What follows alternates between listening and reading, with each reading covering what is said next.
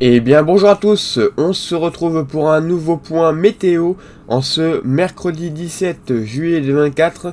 On se retrouve pour faire un point sur la situation qui est attendue donc pour cette semaine et pour le week-end prochain, avec une situation assez contrastée une nouvelle fois entre un temps chaud et très ensoleillé donc pour cette première partie, et pour le week-end on devrait arriver vers un temps beaucoup plus lourd et orageux avec un changement de temps à prévoir. Donc tout d'abord au niveau de cette semaine, dans la première partie, on va voir un petit peu ce que ça en est au niveau des températures, car vous allez voir que les températures vont quand même bien augmenter, hein, notamment à partir de jeudi et vendredi, avec un épisode de forte chaleur qui pourrait se mettre en place sur le pays. Certains scénarios envisagent déjà des points jusqu'à 34 degrés, donc on va voir un petit peu tout ça. Mais voilà, dans un premier temps, on va s'intéresser aux fortes chaleurs, puis on finira donc par les orages, donc pour le week-end prochain. Donc au niveau des centres d'action, ça donne que on a pour le moment un cyclone qui remonte sur le pays, donc vous voyez qu'on n'a pas vraiment de dépression qui arrive. On a un cyclone qui remonte précisément, un cyclone bouillant, vous voyez, qui est actuellement positionné sur l'Espagne, avec vraiment les températures là-bas très chaudes également, avec des pointes qui pourraient atteindre les 40 degrés. Donc voilà, quand même l'Espagne va subir voilà, vraiment de très fortes chaleurs. Là on a des pointes à 40, 41, voire même 42. Localement, j'ai même vu 43. Donc des très fortes chaleurs sur l'Espagne, et ces fortes chaleurs vont nous concerner aussi, dans une moindre mesure certes, mais avec des températures vraiment très élevées. On va avoir vraiment des températures vraiment très chaudes avant l'arrivée des orages. Et donc cela fait que sur les températures 850, on voit cette masse d'air bouillante, notamment du côté de la moitié sud. On voit 20 à 24 degrés, donc à 850 hectopascales en altitude, donc on voit une masse d'air vraiment bouillante, et surtout le 28 degrés du côté de l'Espagne. Donc cela montre que là aussi il va faire vraiment très chaud, donc sur ces régions là, donc il faudra rester très prudent là-bas si vous êtes du côté de l'Espagne, si vous êtes en vacances, et si vous êtes du côté des Pyrénées, parce que là-bas aussi du coup ça va assez bien chauffer.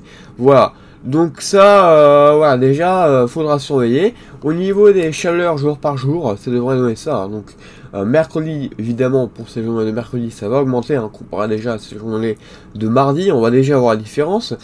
Peut-être moins du côté de la moitié sud, mais du côté de la moitié nord et région centre, on va avoir des températures bien en hausse. Donc 24 degrés du côté de l'Île-de-France, on pourrait être atteindre les 26, voire pourquoi pas 27, 28, localement avec l'effet urbain, c'est pas possible. Et puis jeudi, ça continue à augmenter, voilà, 26, 27 degrés. 25 du côté de Lille, 27 du côté de la capitale, voire 28, 29. Donc voilà, très proche voilà, des 30 degrés déjà au niveau de ces journées de jeudi. Et puis progressivement, donc à partir de jeudi soir, on voit que ça augmente plutôt bien du côté du sud-ouest. Alors certes, il y a le sud également, du côté de la Méditerranée, on voit que 36, 37 degrés, on n'exclut pas déjà les 39. Mais c'est vrai que pour la journée de jeudi, du côté du sud-ouest, ça va quand même bien augmenter, les températures vont quand même bien chauffer. On va avoir des points jusqu'à 36 degrés, donc vous voyez que ça va vraiment bien augmenter. Et puis on voit que voilà, c'est vraiment très chaud. Ça augmente bien également du côté de l'Espagne, journée très chaude là-bas aussi. Donc voilà, journée certainement première journée la plus chaude, mais voilà, c'est que le début, parce qu'après normalement vendredi, voilà, journée encore plus chaude. Peut-être pas du côté de la moitié sud, mais bon, après faudra voir, faudra voir les modèles, ça peut encore changer. Mais voilà, 38, 39 degrés du côté de la Méditerranée, la température remonte très chaude. On pourra atteindre déjà les 40 degrés localement, c'est pas impossible, on n'exclut pas la possibilité. Et 31 à 32 voire 33 degrés du côté de la Corse, là aussi il faudra surveiller, on n'exclut pas des pointes qui peuvent aller beaucoup plus haut, donc on n'exclut pas 33, 34, faudra voir, voire même 35, c'est pas impossible. En tout cas c'est possible très localement ou localement, donc on surveillera ça de très près. Alors ensuite au niveau des orages, c'est là où il faut en venir vraiment, c'est là au niveau des orages. Donc samedi, nouvelle journée très chaude, surtout du côté de la moitié nord, donc du côté par exemple des Hauts-de-France, des régions de l'Est, du Grand Est, du côté de la vallée du Rhône, du côté Auvergne-Rhône-Alpes, hein, ouais, tout ça, ces régions-là. J'aurai très chaud là-bas, hein, alors que pendant ce temps-là, du côté des régions de l'ouest, ça baisse, hein. On voit hein, 23 degrés, voilà, ça baisse vraiment, hein. On n'a pas très forte chaleur, hein, ça y est, c'est la fin de ces fortes chaleurs. Voilà, c'est assez emballé parce que tout simplement, on a un Talweg qui va se creuser très rapidement. Alors ce Talweg, je vais vous faire voir juste là au niveau des centres d'action. Donc après la hausse de mon cyclone, on a un Talweg très creux qui va se mettre en place.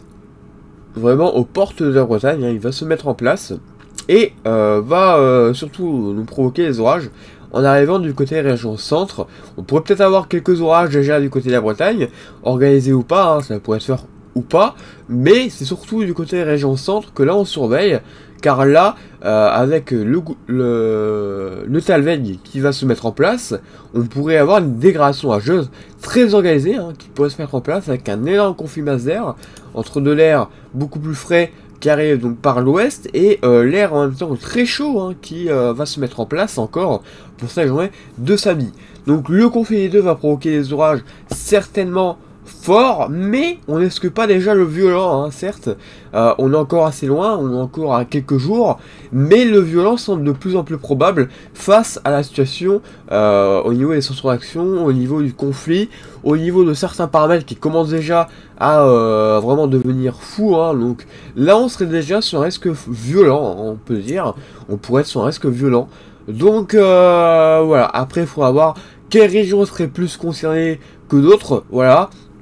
Mais en tout cas, il y a des régions qui pourraient être concernées par un risque violent. Ça, c'est une certitude à l'heure actuelle, hein, vu le conflit. Hein. À part si vraiment le Talweg meurt ou voilà, que c'est un peu moins fort. Voilà, ça change. Pour moi, ça va pas changer grand chose. Le conflit sera toujours là et le risque d'orage géant sera toujours là aussi. Donc voilà, il faut rester vraiment très prudent pour cette journée de samedi. Je vais vous faire un petit peu au niveau donc de GFS. Alors il y a encore quelques quelques changements.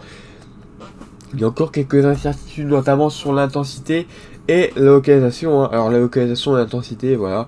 Je vais vous faire voir. Hein. Déjà au niveau de GFS, voilà ce que ça donne. Hein. Donc là avec le beau Talweg, voilà. Au niveau de GFS, ça s'organise très rapidement. Hein. Donc on voit que ça s'organise donc depuis les régions du sud en s'étendant jusqu'au nord, donc vraiment une dégradation très généralisée.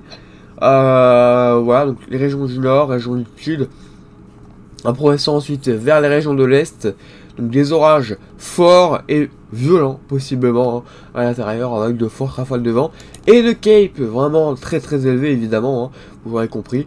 Une cape vraiment très élevée, on voit hein, avec un Liftex index de -7, voilà, des paramètres vraiment... alors attention, hein, là on est encore à quelques jours, donc GFS va encore certainement amplifier la cape, mais déjà on est sur les paramètres de 1800, hein, vous vous rendez compte, à encore quelques jours, GFS menait déjà des paramètres assez fous au niveau de la cape, 1800, 2400, voilà, très gros conflit hein, entre, voilà, on voit, hein, avec les orages qui vont vraiment pomper toute l'instabilité, hein, on voit que ça va être vraiment brutal, hein. Et le conflit également, hein, là le conflit, on va perdre vraiment pas mal de degrés en seulement quelques heures, voire quelques minutes, hein, certaines régions, vous voyez, donc voilà, ça va être vraiment assez intense, assez brutal, il faudra surveiller ça de très près, hein, évidemment, car là on serait une nouvelle fois sur un très gros conflit et une nouvelle très grosse dégradation orageuse. Alors voilà, inutile de vous parler des paramètres un peu plus précis, hein, comme les vents verticaux, tout ça, ça va encore évoluer, hein. On voit notamment qu'il y a encore quelques différences, notamment sur WRF, on le voit, hein, que c'est un peu différent, hein. Alors, sur WRF par exemple, c'est un peu plus localisé, c'est pas aussi organisé, c'est un peu plus localisé, hein, en tout cas. Voilà, donc ça se mettra en place également, on voit des orages particulièrement violents qui se mettront en place aussi du côté des régions centre, voilà, donc là aussi hein, à surveiller, mais voilà, on voit que il y a encore quelques incertitudes sur l'intensité. Par exemple, les régions du nord seraient moins concernées sur WRF, mais auraient quand même des orages, hein. Mais voilà, vraiment après ce genre de choses là, il faudra voir encore dans les prochains jours. Je referai un point météo de toute façon pour en reparler, mais déjà on se dirige vers une violente dégradation orageuse On verra s'il n'y a pas un peu plus que violent, hein, si vous voyez ce que je veux dire. Mais pour le moment, on peut pas vous dire, hein, c'est pas possible. Moi, je peux pas vous dire exactement pour l'instant, hein, c'est pas possible. Il y a encore trop de paramètres à voir, à surveiller. Ça va encore énormément changer dans ces prochains jours. On sait à quel point les modèles changent énormément, hein, donc voilà, c'est encore un peu compliqué de savoir. Mais de toute façon, je referai un point pour en parler. Donc voilà, au niveau de la cape, pour terminer, hein, on voit que voilà, beaucoup de cape, hein, là on est sur les 3600, hein, voire même 4000, hein, 4000 de cape sur ces régions, hein, du côté du nord pareil, hein, on serait sur du 3000, 3200, voilà, des intensités de cape vraiment fou, hein, voilà, c'est vraiment dingue, donc c'est vraiment une situation à surveiller de très très près évidemment, on surveille cette situation très attentivement.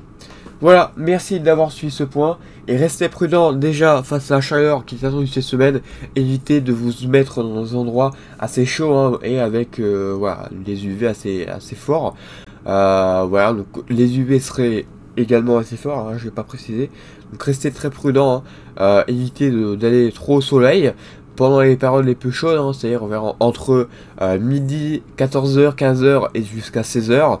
Voilà, privilégiez la crème solaire évidemment, hein, dans ces conditions-là, et faites très attention aux orages.